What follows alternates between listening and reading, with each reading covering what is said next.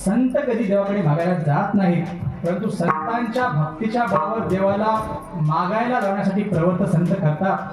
मग अंतिम सत्य म्हणून नामदेव यांनी अकल्प आयुष्य भावे तया कुळा माझ्या सकळा हरीच्या दासा.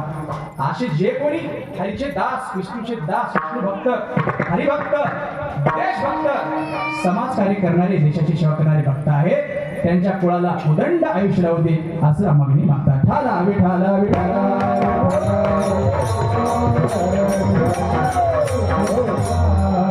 बरं, ही मागणी प्रामुख्याने नामदेवरायांनी महत्वाचं करून ज्ञानदेवरायासाठी मागितलेली आहे.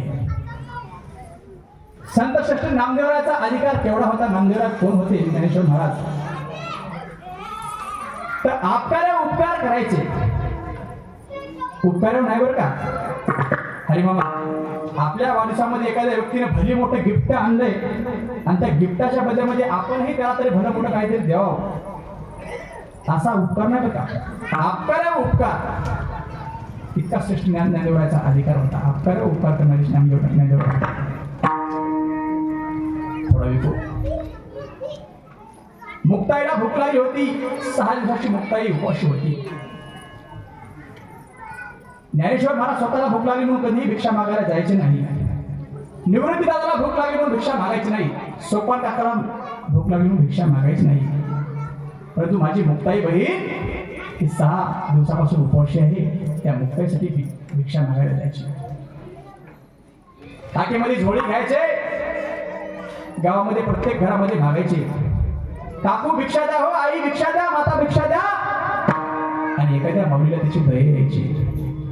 एखाद्या माऊलीला दया यायची, ती माऊली त्याला भिक्षा द्यायची. माऊलीला भिक्षा घेऊन परत येतात असताना मध्येच वाटेमध्ये हिशोबा खेचर काका भेटायचे.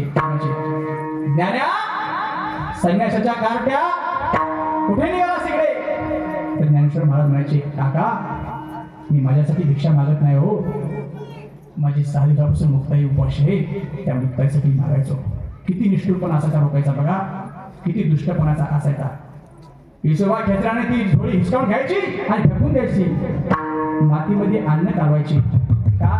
तर खाली सांगलेलं ज्वारीचं पीठ आहे, ते पीठ ज्ञाने घेईल आणि डबल भाकरी करून खाईल. त्याच्यामुळे ते जोड्याच्या पायाने मातीमध्ये मिसळायचा. इतका निष्ठुरपणा. नामदेवराय, ज्ञानेश्वर महाराज रडायचे. ती उचलेली झोळी घ्यायचे, तार तार तार तार तार तार आपल्या झोपडीकडे यायचे सिद्धपीठामध्ये आणि सिद्धपीठामध्ये ताटीचं दार उघडायचे, मध्ये जायचे. आपलं मुडकं दोन्ही गुडघ्याच्या मध्ये घेऊन ढसा ढसा ढसा रडायची. विश्वाची माऊली ढसा ढसा रडायची.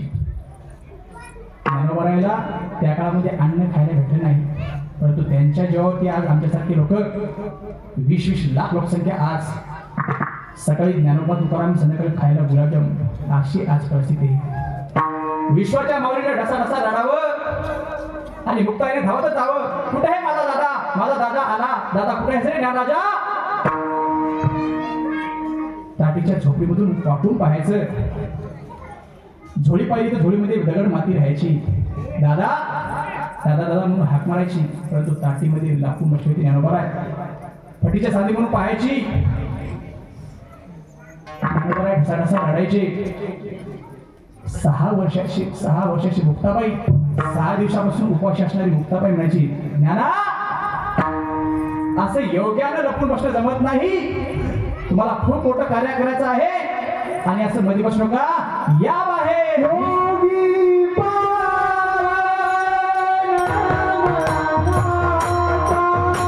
जय हो.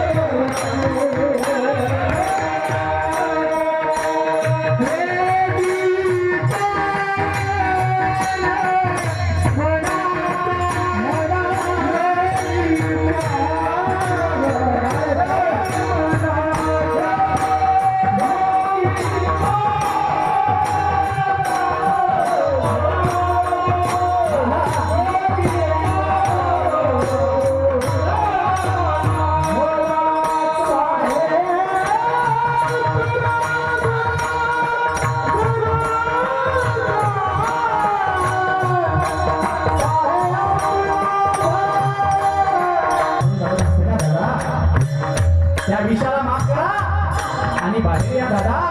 तुम्हाला अनेक कार्य करायचं आहे. योगी त्याला म्हणत नाही विश्वरागी झाले वनी आणि संत सुखी भावी पाणी ना दादा. दादा एखाद्या लोकांनी त्रास दिला तर संतांनी प्राणी होऊन त्याचं निवारण केलं पाहिजे.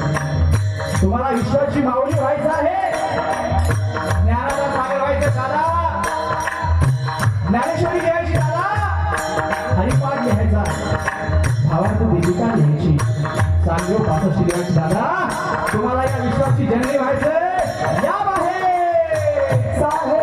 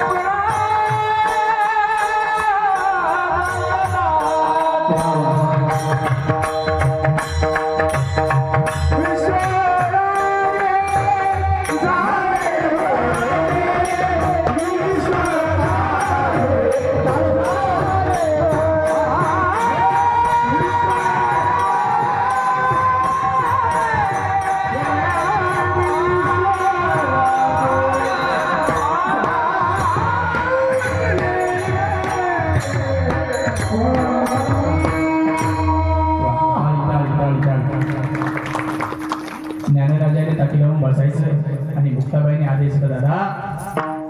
संत त्यालाच म्हणतात संत तोची जाणार जगी दया क्षरा शब्दांची. दादा असं तुम्हाला ताटी लावून बसता येणार नाही.